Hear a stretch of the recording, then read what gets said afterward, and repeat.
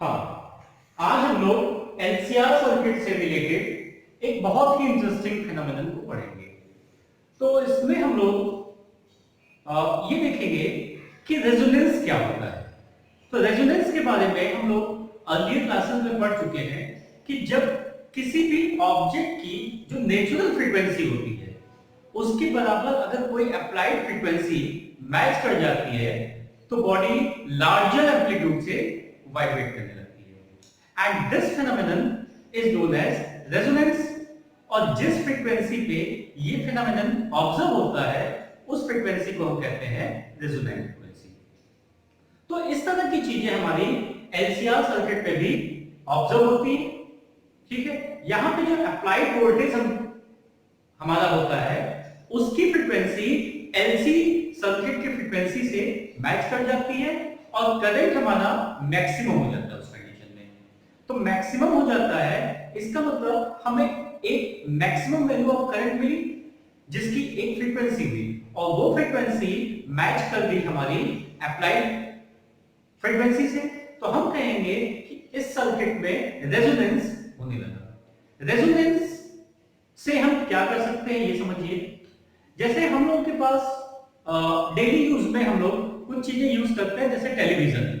तो टेलीविजन में क्या होता है कि हम चैनल्स को ट्यून करते हैं। ट्यून करने का मतलब चेंज करके फिक्स किया हमने। हमारे पास एक वहां पे बटन होती है रिमोट में जिससे हमने चैनल को सेट किया। पहला चैनल लगाया, फिर दबाया, दूसरा चैनल लगाया, ऐसे बहुत सारे चैनल्स हम वहां पे चेंज कर सकते हैं। दूसरी चीज है कि चैनल को चेंज ना करते हुए हम उसके वॉल्यूम को चेंज कर सकते हैं। ठीक है, वॉल्यूम को बढ़ा सकते हैं और वॉल्यूम को घटा सकते हैं। तो अब हम इस सर्किट में ये पढ़ेंगे कि किस तरह से हम चैनल को ट्यून कर सकते हैं या चैनल को चेंज कर सकते हैं और किसकी हेल्प से हम वॉल्यूम को बढ़ा सकते हैं।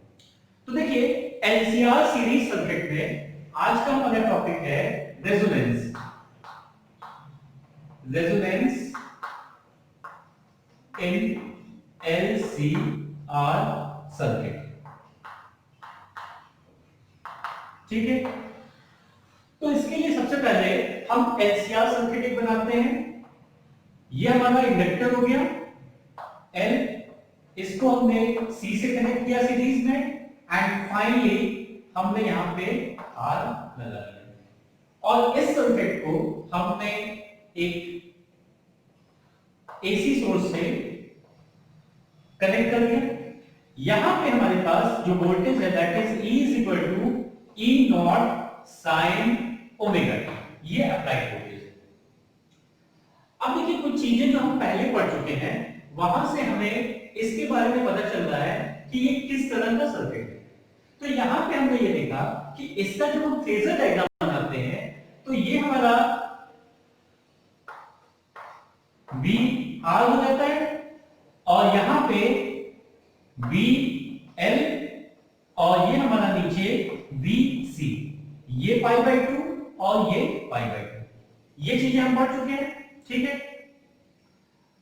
अब देखिए यहां पे अगर हम इसी को रेजिस्टेंस के टर्म में लेते हैं या इंपीडेंस के टर्म में तो हमारे पास सर्किट इस तरह बन जाएगा। ये हो गया R, ये ऊपर XL और ये नीचे हो गया XC। ठीक है, तो यहां पे कंडीशन हमारे पास क्या है, देखिए हमारे पास जब इसमें हम फॉर्मूला निकालते हैं यहां पे अगर हम इंपीडेंस निकालते हैं तो ये हमारा इंपीडेंस हो जाएगा Z। ठीक है, और ये हमारे पास ये वैल्यू आ जाएगी XL माइनस XC। तो यहां पे Z की वैल्यू हमारे पास क्या आती है, देखिए Z की वैल्यू आ जाती थी R square plus XL minus XC का स्क्वायर। ठीक है, ये बात समझ में आ गई। अब जरा अगर हमारे पास मैक्सिमम करंट हमें यहां चाहिए तो मैक्सिमम करंट का हमारे पास फॉर्मूला क्या होगा, I naught that is equal to E naught by R। ये मैक्सिमम या यहां पे कह लीजिए Z आप कह लीजिए सर्किट में। ठीक है, तो मैक्सिमम करंट हमारा कब होगा, जब जेड मिनिमम होगा। ठीक है, तो जेड मिनिमम कब होगा, इसके लिए हमने कंडीशन ये ली थी कि if XL is equal to XC, ये दोनों इक्वल हो जाएगा तो ये टर्म हमारा क्या हो जाएगा, जीरो, और यहां पे सिर्फ आर स्क्वायर बचेगा, जिसको स्क्वायर रूट से बाहर लेंगे तो आर आ जाएगा। आर हमारा यहां कांस्टेंट है, तो ये वैल्यू हमारी हो जाएगी I naught is equal to E naught upon R. इसका मतलब यहां पे क्या हो गया कि जब हमारा जेड मिनिमम हो जाएगा, minimum, then I is maximum, तब हमारा करंट मैक्सिमम हो जाएगा। ठीक है, तो अब ये सारा फेनोमेनन हमारा आई को मैक्सिमम करने के लिए ही हो रहा है। अब जो यहाँ पे एक इंटरेस्टिंग चीज देखिए, हमारे पास XL is equal to XC है। अगर एंगुलर फ्रीक्वेंसी के टर्म में इसको लिखते हैं तो ये XL हो जाएगा omega L and that is 1 upon omega C। तो यहाँ पे हमारे पास आ जाएगा omega square is equal to 1 upon, या omega is equal to LC। ये हमारे पास ये कंडीशन आ जाएगी। ठीक है, अब यहां पे देखिए दो तीन चीजें और हम डिस्कस करते हैं। पहले हमारे पास ये जो फॉर्मूला है Z is equal to R square plus XL square minus XL minus XC का स्क्वायर, ये हमारे पास Z की वैल्यू है। ठीक है, और I की वैल्यू क्या है, मैक्सिमम करंट की I naught is equal to E naught upon Z। अब यहां पे देखिए, अगर इसको हम ओमेगा के टर्म्स में लिख दें तो हमारे पास क्या हो जाएगा, Z is equal to R square plus omega L minus 1 upon omega C का स्क्वायर। ठीक है, अब यहां पे देखिए, अगर हमारे पास ओमेगा को हम बढ़ाते हैं, ठीक है, इस फ्रीक्वेंसी को भी हम ओमेगा नॉट से कर ले रहे हैं। ठीक है, यहां पे देखिए, अगर इस ओमेगा को हम ओमेगा नॉट से ज्यादा करते हैं, इसका मतलब क्या हो गया कि if omega is greater than omega naught. ठीक है, इसका मतलब क्या हो गया, ये ओमेगा बढ़ गया, हमारे पास ओमेगा बढ़ गया तो ये टर्म बड़ा हो गया, ये टर्म छोटा हो गया। ठीक है, तो इन दोनों का डिफरेंस कुछ आएगा, डिफरेंस कुछ आएगा तो इसकी कुछ वैल्यू होगी, इसकी कुछ वैल्यू होगी, इसका मतलब हमारा जो इंपीडेंस है वो क्या होगा, बढ़ जाएगा। तो इस कंडीशन में हमारा जेड क्या होगा, जेड इंक्रीजेस, और जब जेड इंक्रीज कर जाएगा तो हमारे पास करंट क्या हो जाएगा, डिक्रीज कर जाएगा। इसका मतलब आई हमारा यहां पे डिक्रीज कर जाएगा। दूसरी कंडीशन लेते हैं, if omega is less than omega naught. ठीक है, तो जब ओमेगा कम हो जाएगा तो ये टर्म हमारा ज्यादा हो जाएगा। ठीक है, ये टर्म जब ज्यादा हो जाएगा तो माइनस में आ जाएगा और माइनस का स्क्वायर प्लस हो जाएगा। तो इस केस में भी हमारा जेड क्या हो रहा है, इंक्रीज कर रहा है। तो जेड हमारा यहां पे इंक्रीज करेगा और फिर हमारे पास आई की वैल्यू क्या हो जाएगी, डिक्रीज कर जाएगी। इसका मतलब क्या है कि हमारे पास एक पर्टिकुलर फ्रीक्वेंसी होगी जिस फ्रीक्वेंसी पे हमारे पास करंट मैक्सिमम होगा। ठीक है, और इस फ्रीक्वेंसी को हम कहेंगे नेचुरल फ्रीक्वेंसी, नेचुरल फ्रीक्वेंसी। ठीक है, नेचुरल फ्रीक्वेंसी का मतलब क्या हो गया कि सर्किट के पास हमारा जेड मिनिमम है उस कंडीशन में जब XL is equal to XC है। इस कंडीशन में हमारा करंट मैक्सिमम होगा और इस फ्रीक्वेंसी को हम कहेंगे नेचुरल फ्रीक्वेंसी। तो नेचुरल फ्रीक्वेंसी का मतलब क्या हुआ कि हमारे पास कोई भी बॉडी है तो उसकी एक नेचुरल फ्रीक्वेंसी होती है जिस फ्रीक्वेंसी से वो ऑसिलेट कर रहा है। ठीक है, और किसी भी बाहर के किसी भी फैक्टर का हिंड्रेंस नहीं है तो सारी चीजें नॉर्मली ही होंगी। इसका मतलब करंट हमारा बिना किसी रुकावट के या मिनिमम जेड के मैक्सिमम वैल्यू को अटेन कर लेगा। तो इस फ्रीक्वेंसी को हम कहेंगे नेचुरल फ्रीक्वेंसी, जिस फ्रीक्वेंसी से हमारी बॉडी ऑसिलेट कर रही है बिना किसी हिंड्रेंस के या मिनिमम हिंड्रेंस के। तो हर बॉडी की ये एक फिक्स वैल्यू होती है। और यहां से देखिए ये किस पे डिपेंड कर रही है, ये हमारी डिपेंड कर रही है एल पे और सी पे, ये आर पे डिपेंड नहीं कर रही है। ठीक है, तो अब हमने ये देखा कि अगर हम इसकी फ्रीक्वेंसी ओमेगा को बढ़ा देते हैं या घटा देते हैं तो दोनों केसेस में हमारा जेड बढ़ जाएगा और आई क्या हो जाएगा, कम हो जाएगा। इसका मतलब एक पर्टिकुलर फ्रीक्वेंसी पे ही हमें मैक्सिमम करंट मिलेगी। अगर उससे ज्यादा हम फ्रीक्वेंसी बढ़ा देते हैं या उससे कम कर देते हैं तो हमारा करंट क्या होगा, कम हो जाएगा। इसका मतलब पीक वैल्यू जो होगी करंट की वो एक फिक्स होगी, एक पर्टिकुलर फ्रीक्वेंसी पे ही होगी। ठीक है, तो इस तरह का यूज जो है हम करते हैं। अच्छा, इस फॉर्मूले को अगर हम चाहें तो फ्रीक्वेंसी के टर्म्स में भी लिख सकते हैं। तो ये फॉर्मूला ओमेगा नॉट हमारा क्या होता है, 2 pi f naught that is 1 upon under root LC। तो ये हो जाएगा f naught is equal to 1 upon 2 pi under root LC। इसको हम कहेंगे नेचुरल फ्रीक्वेंसी। ठीक है, तो नेचुरल फ्रीक्वेंसी ये हो गई हमारी। ये सारी चीजें हम लोग पहले पढ़ चुके हैं। अब देखिए हमारे पास इसको हम कैसे यूज करते हैं और रेजोनेंस कैसे क्रिएट होता है सर्किट में।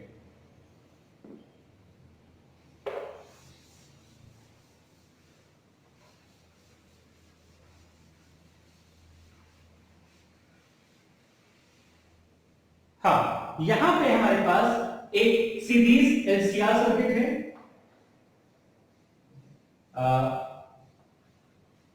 ये L हो गया, ये हमारा C और ये R हो गया। ठीक है, ये हमारा सर्किट है।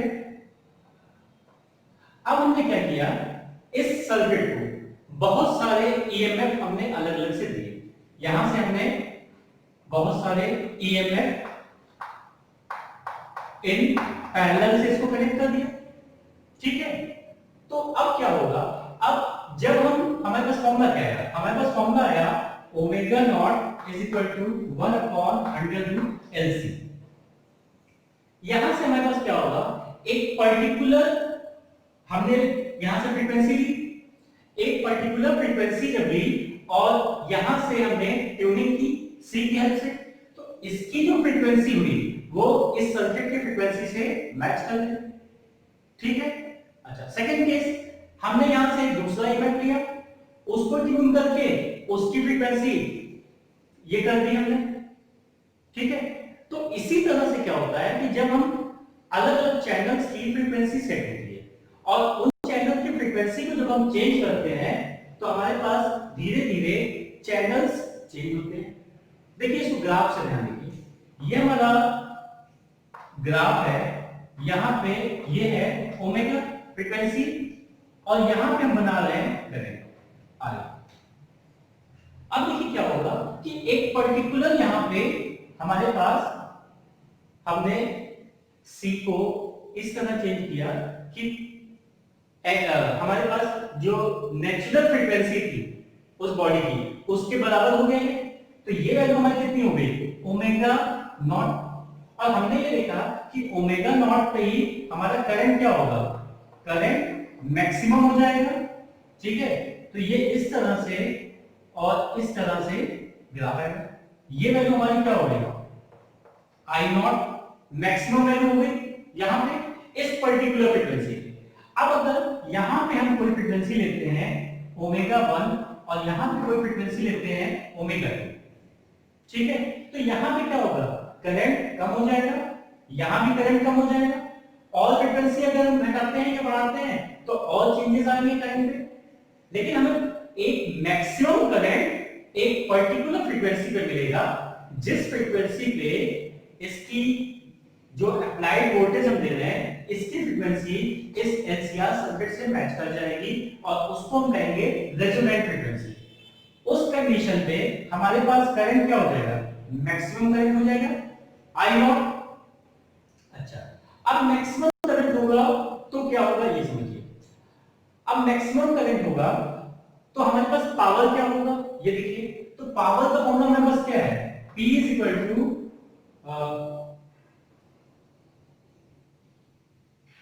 E RMS I RMS cos phi.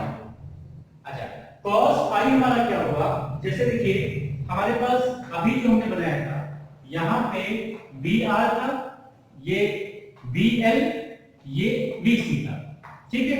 ये एंगल कितना होगा, 180 हुआ। अब हमने क्या किया था कि VL और VC को इक्वल कर दिया था, तो VL और VC के मैग्नीट्यूड इक्वल कर देंगे तो इन दोनों का रिजल्टेंट इसी पे लाई करेगा, इस पे लाई करेगा, V नेट लाई करेगा। इसका मतलब V नेट यहां पे किसके बराबर हो जाएगा, VR के बराबर हो जाएगा। तो दिस सर्किट, ये जो हमारा कॉम्बिनेशन है, when VL is equal to VC, इस कंडीशन पे हमारे पास क्या हो जाएगा कि circuit behaves as purely resistive circuit, ठीक है, रेजिस्टिव सर्किट हो जाएगा। तो फेज डिफरेंस क्या होगा, ये VR इसी पे है, मतलब I हमारा यही आ रहा है और V नेट भी इसी में आ जा रहा है, तो फाई हमारा कितना हो जाएगा, 0 हो जाएगा। तो cos फाई की वैल्यू कितनी हो जाएगी, 0। तो हमारे पास पावर आ जाएगा E RMS I RMS, ये आ जाएगा। और हमें ये पता है कि E RMS की वैल्यू क्या होती है, ये होती है E नॉट बाई रूट 2 और ये हो जाएगा I naught by root 2। E naught को हम I नॉट R भी कह सकते हैं, तो ये हमारे पास हो जाएगा I not R multiply by I not upon 2, so that is I not square R by 2। तो यहां पे हमारा पावर कितना हो जाएगा, maximum power, that is I not square R by 2। ये मैक्सिमम हो जाएगा, ठीक है। इस पे हमारी रेजोनेंस होगा। अच्छा, अब देखिए क्या होगा, जब हमारे पास डिफरेंट चैनल्स आते हैं, ठीक है, जैसे टीवी है हमारा, हमने उसमें बहुत सारे ईएमएफ हमारे पास आ रहे हैं, बहुत सारे चैनल्स आ रहे हैं, सपोज कीजिए 500 चैनल्स आ रहे हैं हमारे पास, और हमने एक पर्टिकुलर स्पोर्ट्स चैनल लगा लिया। तो पर्टिकुलर स्पोर्ट्स चैनल लगाया, इसका मतलब क्या किया, हमने सी को चेंज किया, और सी को चेंज करके वो स्पोर्ट्स चैनल की जो नेचुरल फ्रीक्वेंसी है उसके बराबर वो सर्किट मैच हो गया। तो यहाँ पे मैक्सिमम करंट हमें मिलने लगा। तो हम यहाँ पे कौन सा चैनल देखेंगे, हम स्पोर्ट्स चैनल यहाँ पे दिखाई देगा, ठीक है। अब क्या होगा कि अगर मान लीजिए थोड़ा सा हम करंट फ्रीक्वेंसी थोड़ा सा चेंज करते हैं, यहां पे आ जाते हैं और यहां पे आ जाते हैं, ठीक है। यहां पे क्या है कि हमारे पास जो करंट है वो है I नॉट बाई रूट 2, और यहां पे करंट की वैल्यू कितनी है, I नॉट बाई रूट 2। दोनों साइड में हमने फ्रीक्वेंसी को थोड़ा सा इतना चेंज किया कि हमारी करंट की वैल्यू क्या आ गई, I नॉट बाई रूट 2, और यहां पे भी दोनों साइड में I नॉट बाई रूट 2 आई है। तो इस करस्पॉन्डिंग देखिए यहां से लेके और यहां तक की फ्रीक्वेंसी में ये चैनल हमें क्लियर दिखाई देगा। इसके बाद क्या करेगा, फर्दर जब हम फ्रीक्वेंसी को डिक्रीज करेंगे या इधर इंक्रीज कर रहे हैं तो हमारा क्या होगा, करंट कम हो जाएगा, और वो करंट इतना कम हो जाएगा कि ये हमें क्लियर नहीं दिखाई देगा, ठीक है, या ओवरलैपिंग होगी एक दूसरे सिग्नल की, ठीक है। तो हमें ये बेस्ट क्वालिटी इसी के बीच में मिलती है, ठीक है। यहां पे जब आप पावर निकालेंगे तो ये पावर हो जाएगी यहां पे I not square R by, ये स्क्वायर हो जाएगा, ये 4 हो जाएगा। इसका मतलब इसकी पावर यहां पे क्या हो गई, हाफ। तो जब पावर हमारी हाफ रहेगी और वहां से मैक्सिमम वैल्यू ऑफ पावर, उसी के बीच में चैनल हमें दिखाई देगा, ठीक है। अब जरा इसको थोड़ा और समझते हैं। देखिए ये हमारा फ्रीक्वेंसी है ओमेगा, और ये हमारा यहां पे करंट है, ठीक है। ये चैनल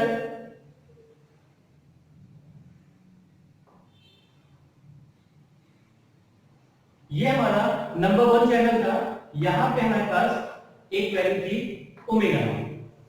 अब हम चाहते हैं कि हम चैनल को चेंज करें, ठीक है। अब हम न्यूज़ चैनल लगाना चाहते हैं, तो क्या होगा कि हमने सी को चेंज किया और सी को चेंज करके हमने इसकी फ्रीक्वेंसी, नेचुरल फ्रीक्वेंसी ऐसी कर दी जो हमारा न्यूज़ चैनल से मैच कर जाए। न्यूज़ चैनल से जब मैच करेगा तो ये मान लीजिए ये फ्रीक्वेंसी ओमेगा नॉट 1 थी, यहां पे कोई फ्रीक्वेंसी है मान लीजिए ओमेगा नॉट 3, जिसके लिए मैक्सिमम करंट बन रहा है। तो यहां पे ये जो चैनल है हमें यहां की मैक्सिमम करंट बनेगी, ठीक है। अब यहां पे करंट क्या होगा, मैक्सिमम बनेगी और ये चैनल हमें यहां पे दिखाई देगा। फिर अगर हम चेंज करते हैं तो सपोज कीजिए कि हमारे पास यहां पे ओमेगा नॉट 3, ये कोई थर्ड चैनल है, इसके लिए हमने फिक्स किया तो यहां पे मैक्सिमम करंट बनेगी, ठीक है। और ये चैनल हमें यहां दिखाई देगा, ठीक है। तो इसका मतलब क्या हुआ कि देखिए ये जो डिफरेंस है हमारा, ये जो डिफरेंस है, या यूं कह लें कि ये जो हमारी आई नॉट बाई रूट 2 वैल्यू थी यहां पे, ये वैल्यू, तो इतना हम डिफरेंस रखते हैं। इतना डिफरेंस रखने से क्या होता है कि हमारे चैनल्स डिस्टिंग्विश हो जाते हैं, अलग अलग हो जाते हैं, वो ओवरलैप नहीं करते, फ्रीक्वेंसी में थोड़ा सा चेंज होना चाहिए। तो इस चेंज को हम कहते हैं, इस डिफरेंस को, अगर इसको मान लें ओमेगा 1 और ओमेगा 2, तो यहां पे क्या हम डिफाइन करते हैं, delta omega that is equal to omega 2 minus omega 1, और इसको कहते हैं हम बैंड विड्थ, बैंड की विड्थ। देखिए जैसे मान लीजिए आप लोग एफएम चैनल सुनते हैं, तो एफएम में मान लीजिए एक है 91.3, दूसरा क्या होता है 92.6 है मान लीजिए, ये उनकी फ्रीक्वेंसी सेट की गई है। यहां पे 91.3 अगर इसकी फ्रीक्वेंसी है मान लीजिए, ये है 91.3, तो ये जो चैनल होगा इसकी फ्रीक्वेंसी 91.5 इतनी आसपास नहीं होगी, कुछ विड्थ होती है, कुछ सेपरेशन होती है, जिससे कि वो बिना ओवरलैप किए हुए हमें आसानी से सुनाई दे, ठीक है। तो हमने ये देखा कि हम ओमेगा को चेंज कर सकते हैं विद द हेल्प ऑफ सी, और जिस चैनल की हमें फ्रीक्वेंसी चाहिए, रेजोनेंस फ्रीक्वेंसी चाहिए, इसी नेचुरल फ्रीक्वेंसी पे एम्पलीट्यूड मैक्सिमम हो जाता है, तो इसी को हम रेजोनेंट फ्रीक्वेंसी भी कहते हैं। इसी पे हमारा क्या हो जाएगा, रेजोनेंस हो रहा है, और इस फ्रीक्वेंसी को कहेंगे हम रेजोनेंट फ्रीक्वेंसी, ठीक है। तो नेचुरल फ्रीक्वेंसी और रेजोनेंट फ्रीक्वेंसी हमारी सेम हो गई, ठीक है। अब जरा फिर से देखिए यहां पे हमारे पास क्या हो रहा है कि अलग अलग हमने यहां पे ईएमएफ प्रोवाइड किए, जो भी हमें चैनल चाहिए हम किससे चेंज करते हैं, हमारे पास चैनल की बटन होती है रिमोट में, उसको हमने दबाया, उसको दबाने से क्या होता है, उसको दबाने से सी हमारा चेंज होता है, और सी चेंज होता है तो एक पर्टिकुलर ओमेगा नॉट को एच कर देता है और वो चैनल हमें दिखाई देता है। इसका मतलब हमें चैनल चेंज करना होगा तो हम किसकी वैल्यू चेंज करेंगे, सी की वैल्यू चेंज करेंगे। सपोज कीजिए हमारे पास एक टीवी है जिसकी कैपेसिटी है 500 चैनल्स की, 500 चैनल्स की कैपेसिटी है, इसका मतलब उसके अंदर 500 कैपेसिटर्स लगे हुए हैं। अलग अलग कैपेसिटर लगे हुए हैं, मान लीजिए एक ये C1 हो गया, C2 हो गया, C3 हो गया, ठीक है। जब हम रिमोट दबाते हैं इसकी बटन चैनल चेंज करें तो उसने इसको कैच किया, फिर से बटन दबाया तो वो इसको मैच कर दिया, इसके थ्रू हमारा क्या हुआ, ओमेगा नॉट सबका अलग अलग है और इसी के अकॉर्डिंग हमारा चैनल चेंज हो जाता है।